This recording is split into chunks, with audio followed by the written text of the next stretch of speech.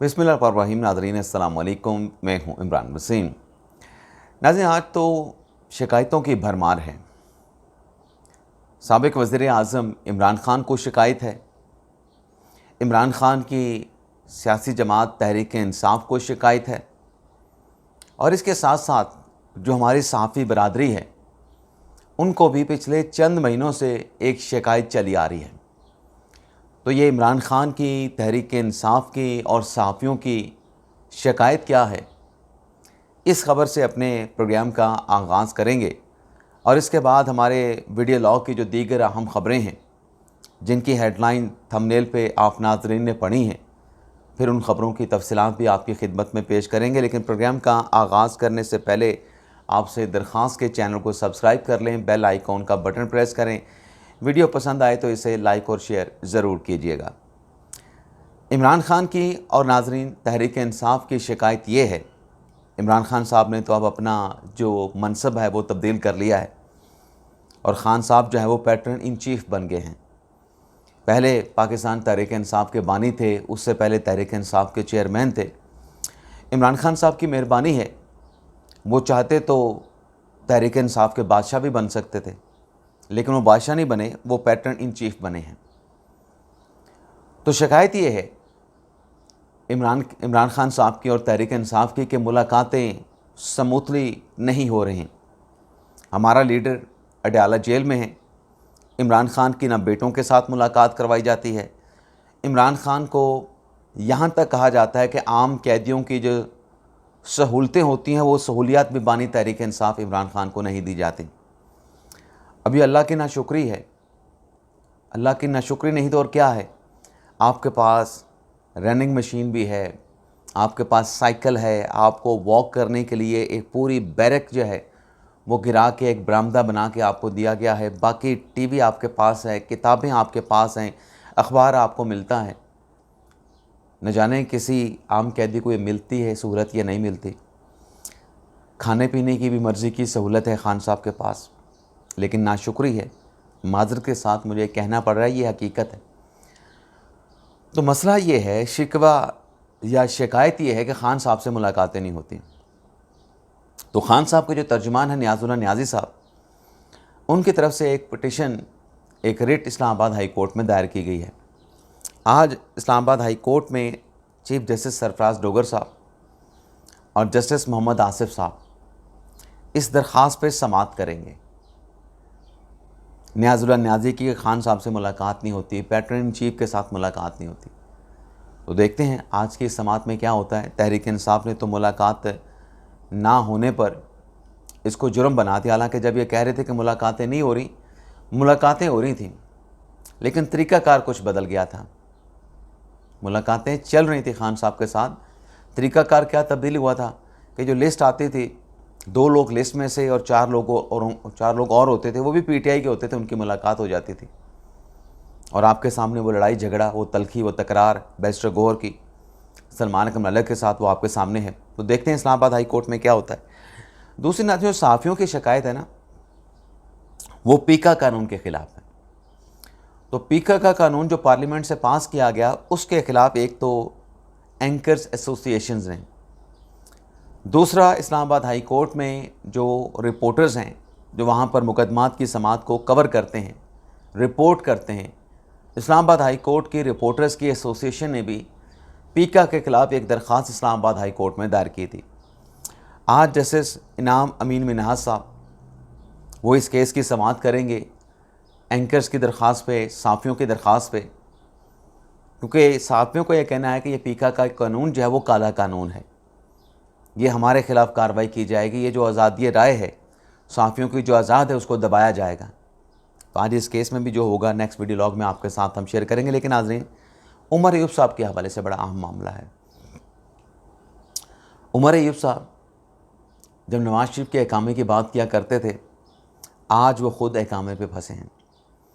वो नवाज शरीफ जिसके ख़िलाफ़ इतने केस बनाए, JITयाँ बनी, सुप्रीम कोर्ट का लार्जर बेंच बना, पहला बना, दूसरा बना, उसके बाद नैब को मामला भिजवाए गए, पूरे केसेस से क्या निकाला, एक अहकामा निकाला गया और आज उमर अयूब साहब, जिन पे ये इल्ज़ाम है नून लीग के रहनुमा बाबर नवाज़ का कि जनाब उमर अयूब साहब ने अपने असासे छुपाए हैं, उमर अयूब साहब ने जो सरमायाकारी कर रखी है within the Pakistan, outside the Pakistan, मुत्तहिदा अरब अमारात में, और जो इनके पास अकामा है, ये तमाम चीज़ें नहीं बताई गई अपने रिटर्न्स में इलेक्शन कमीशन को उमर अयूब की तरफ से। तो इस पे रेफरेंस भेजा गया था स्पीकर कौमी असम्बली अयाज सादिक की तरफ से। अयाज सादिक साहब का जो रेफरेंस है वो आज पहली मरतबा इलेक्शन कमीशन में ज़ेर समात आने जा रहा है, और चीफ इलेक्शन कमिश्नर की सरबराही में जो ECP का बेंच है वो इस केस की समात करेगा। तो देखते हैं आज की समात जो है उमर अयूब साहब के हवाले से क्या होता है। दूसरा नाज़रीन, जस्टिस अतहर मिनल्ला साहब ने, बल्कि उनके साथ इस सुप्रीम कोर्ट के 2 जजेस ने एक फ़ैसला दिया है। ये फ़ैसला नाज़रीन फ़ौजदारी मुकदमे के हवाले से है। अब फ़ौजदारी मुकदमात, यही मुकदमात करप्शन के चार्जेस हैं, कत्ल कर रखा है, कोई किसी को ज़ख्मी किया है, इस नौइयत के जो मुकदमात हैं, या दहशतगर्दी का केस है, तो इसमें जस्टिस अतहर मिनल्ला साहब के सरबराही में 3 रुकनी बेंच ने एक असूल वज़ह किया है। आप यूँ कहें कि एक नई प्रेसिडेंट जो है वो लेट डाउन की है, और वो प्रेसिडेंट ये है, बल्कि पहले से जो प्रेसिडेंट चली आ रही है कि फ़ौजदारी मुकदमात में जो शवाहिद होने चाहिए, जो सबूत, उनका जो स्टैंडर्ड, जो मयार होना चाहिए वो ऐसा होना चाहिए कि शक व शुबा से बालातर सबूत होने चाहिए, किसी किस्म का शक व शुबा नहीं होना चाहिए। और उसमें यह भी कहा गया है कि अगर शवाहिद शक व शुबा से बालातर ना हो तो इसका फ़ायदा मुल्ज़म को मिलता है। लेकिन जैसे अतहर मिनल्ला साहब ने अब इस पहले से ले डाउन किए गए असूल में एक और 2 नुक्तों का इजाफ़ा किया है। एक ये है कि अगर शवाहिद शक व शुबा से बालातर ना हो तो उस मुल्ज़म को भी इसका फ़ायदा होना चाहिए जिसने कन्विक्शन के ख़िलाफ़ अपील फ़ाइल ना की हो। यानी ये ऐसे ही है कि एक केस में एक से ज़्यादा मुल्ज़मान हैं, हाई कोर्ट से या ट्रायल कोर्ट से सज़ा हो जाती है, एक मुल्ज़म अपील नहीं करता, उसको 2 साल, 3 साल, 5 साल की सज़ा है, दूसरा मुल्ज़म उस पर अपील फ़ाइल कर देता है। तो दूसरे मुल्ज़म के केस में अगर अदालत इस नतीजे पे पहुँचे कि जो पेश किए गए शवाहिद हैं वो शक व शुबा से बालातर हैं, तो वो जो जेल में पड़ा है जिसने अपील फ़ाइल नहीं की उसको भी उसका फ़ायदा होगा। और दूसरा नुक्ता या दूसरा असूल इसमें यह ले डाउन किया गया है कि अगर फ़ौजदारी केस में कोई मुल्ज़म मफरूर है, वो मफरूर हो गया, उसका केस नहीं चला, उसको सज़ा हो गई एक तरफ़ा तौर पे एक्स पार्टी, लेकिन बाकी जो शरीक मुल्ज़मान का केस किसी एपलेट फ़ोरम पे आता है, किसी अदालत में चलता है, और उसमें ये बात साबित होती है कि सबूत जो है वो शक व शुबा से बालातर नहीं थे, तो उन मुल्ज़मान को जो कि अदालत के सामने हैं, उन्हें अगर शक का फ़ायदा मिलता है कि शवाहिद जो हैं वो ऐसे हैं कि जिस पे शुबा हो सकता है, तो फिर उस मफरूर मुल्ज़म को भी उसका फ़ायदा होना चाहिए। तो ये असूल जो है अतहर मिनल्ला साहब ने, उनके साथ जस्टिस इरफान सादिक ख़ान साहब और जस्टिस शहजाद मलिक साहब ने जो है ये प्रेसिडेंट जो है वो ले डाउन की है। बाकी नाज़रीन, तहरीक इंसाफ़ की अगर हम बात करें तो तहरीक इंसाफ़ के पंजाब के जो चीफ ऑर्गेनाइज़र हैं सनम जावेद साहबा, उनकी तरफ से एक नोटिफिकेशन निकाला गया है पंजाब की हद तक, और नोटिफिकेशन ये है कि जिसमें सनम जावेद को पंजाब की एडिशनल सेक्रेटरी इतलात जो है वो अपॉइंट कर दिया गया है। सनम जावेद अब तहरीक इंसाफ़ पंजाब की एडिशनल सेक्रेटरी जनरल इंफॉर्मेशन की जो जिम्मेदारियां हैं वो निभाएंगे। अब नाज़रीन आ जाते हैं 27वीं तरमीम के मामले पे, बल्कि पार्लियामेंट के इजलास बुलाने के मामले पे। नाज़रीन, ईद कुर्बान आ रही है। सदर ज़रदारी की जानिब से बकर ईद के बाद जो पाकिस्तान और IMF के मुज़ाकरात चल रहे थे वो फाइनलाइज अभी होना है। बजट कैसा होगा, बजट में क्या होगा, क्या नहीं होगा, एस्टीमेट टारगेट क्या होगा, टैक्सेस की वसूलियाँ किस हेड में कहाँ कहाँ, और उसमें टारगेट्स क्या होंगे, तो ये निगोशिएशन चल रही हैं। लेकिन हुकूमत ने यह फ़ैसला किया है कि जो बजट है वो 10 जून को ही पेश किया जाए। तो इस पे नाज़रीन, सदर पाकिस्तान आसिफ अली ज़रदारी साहब ने 10 जून को पार्लियामेंट का इजलास यानी मंगल के दिन शाम 5 बजे जो है बुला लिया गया है। मंगल के दिन शाम को 5 बजे इजलास जो है वो बुला लिया गया है। दूसरी तरफ नाज़रीन, इस्लामाबाद में शहर इक़्तिदार में एक वीडियो लॉग में हमने भी 2 महीने पहले बात की थी 27वीं तरमीम की। 26वीं तरमीम से क्या निकला? कॉन्स्टिट्यूशनल बेंच निकला। उसके अलावा उसमें कुछ नहीं था 27वीं तरमीम के अलावा। कुछ चीफ इलेक्शन कमीशन के हवाले से कुछ छोटी बड़ी बात होगी इलेक्शन कमीशन के, लेकिन पूरा जो पैकेज था 26वीं आईनी तरमीम का वो आईनी बेंच के हवाले से था, सुप्रीम कोर्ट के हवाले से था। लेकिन जो पूरा एक प्रपोज़ल था 26वीं तरमीम का, वो उन दिनों हालात की वजह से पूरा प्रपोज़ल पूरी तरमीम पार्लियामेंट से मंजूर नहीं हो सके।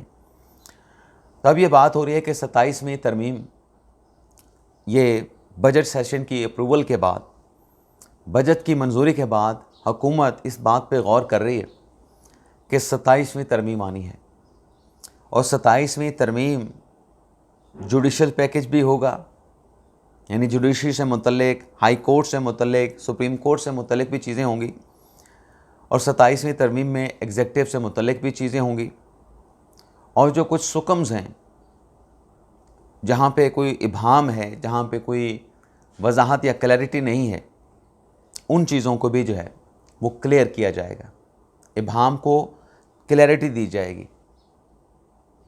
तो ये बातें इस्लामाबाद में चल रही हैं, लेकिन क्या एक्सपेक्टेड है, चलें दोपहर के वीडियो लॉग में आपको ये बताएंगे 27वीं आईनी तरमीम के हवाले से। बाकी नाजरीन, एक और ख़बर भी है। खैबर पख्तूनख्वा में कल एक जिरगा हुआ। उस जरगे में वज़ीर आज़म शहबाज शरीफ साहब शरीक हुए। उस जरगे में फील्ड मार्शल आसिम मुनीर साहब थे। उस जरगे में अली मीन गंडापुर साहब भी शरीक हुए। अब उस जरगे से तीनों ने खिताब किया, आर्मी चीफ़ ने भी, वज़ीर आज़म ने भी, अली मीन गंडापुर साहब ने भी। जो आर्मी चीफ़ का खिताब था, नहीं, आर्मी चीफ़ ने खिताब नहीं किया, वहाँ पे शिरकत की, जो मैं कहना चाह रहा था कि शिरकत की। तो अली मीन गंडापुर साहब ने वज़ीर आज़म से कहा कि NFC अवार्ड जो है उसको रिव्यू किया जाए। तो वज़ीर आज़म साहब ने उनको यकीन दहानी कराई है कि NFC अवार्ड का इजरा जो अगस्त में होना है, यानी जो फ़ैसला होना है, पैसे डिटरमिन होने हैं, तो वो उसके लिए हम कमेटी बना देंगे और वो कमेटी आपके साथ नेगोशिएशन करेगी, आपके साथ बातचीत करेगी, और जो NFC अवार्ड है उसमें मिल बैठ के जो है वो मामलात को जो है वो तय कर लिया जाएगा। लेकिन ये जो नाजरीन जिरगा है, इस जिरगे से मुतल्लिक सिर्फ इतना मैं कहूँगा कि एक जगह पे अगर आसिम मुनीर साहब हैं, फील्ड मार्शल जनरल, वज़ीर आज़म हैं, अली मीन गंडापुर हैं, तो बाकी आप अंदाज़ा कर लें, कि वहाँ पे क्या कोई रिक्वेस्ट की गई होगी, क्या बात की गई होगी, क्योंकि वो तो जिरगे में बैठे हैं। जिरगे से पीछे तो वैसे मुलाकात होती है, मतलब फॉर्मल मुलाकात भी होती है, इनफॉर्मल मुलाकात भी होती है। तो बहरहाल अल्लाह खैर करे, लोगों को जो है वो तामीरी सियासत की तरफ आने की अल्लाह ताला हदायत दे। बाकी ईद कुर्बान आ रही है। हुकूमत ने एक ऐलान किया है कि वो तमाम गाड़ियाँ जो M-टैग इस्तेमाल नहीं करती, वो गाड़ियाँ जिनका बैलेंस कम होता है, ऐसी तमाम गाड़ियाँ 15 जून के बाद 50% ज़्यादा उनसे टोल टैक्स लिया जाएगा। लेकिन ईद कुर्बान पे छुट्टी है। ईद कुर्बान के बाद 15 जून से फिर इसके ऊपर अमल दरामद जो है वो शुरू हो जाएगा। लेकिन यहाँ पे नाज़रीन आपको भी सवाल उठाना चाहिए कि अगर ईरान जैसे मुल्क में कैशलेस इकॉनमी हो सकती है, तो हमारे मुल्क में क्यों कैशलेस इकॉनमी जो है वो प्रमोट नहीं हो सकती?